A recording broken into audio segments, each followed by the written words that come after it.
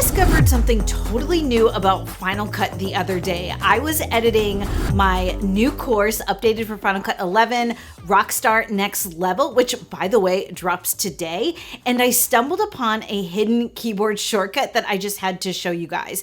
It has to do with my favorite modifier key, the tilde key. If you don't know, holding down the tilde key allows you to move clips along your primary storyline without affecting the placement of your connected clips. It's a great keyboard shortcut that I use all the time. If you want to see all the ways that the tilde key can help you with your edits in the Final Cut Pro timeline, I made a whole video about it. I will link to down below.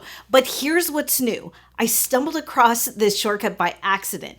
If you long press the tilde key, and then short press the command key, look what happens. I've locked in this tilde key function. I am just one-handing it here. I'm not holding down the tilde key, and look at my cursor.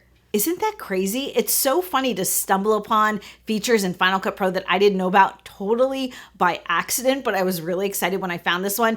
But it made me wonder, like, what other secret shortcuts are there? If you know of any, you better let me know down in the comments, because I love learning more about this app.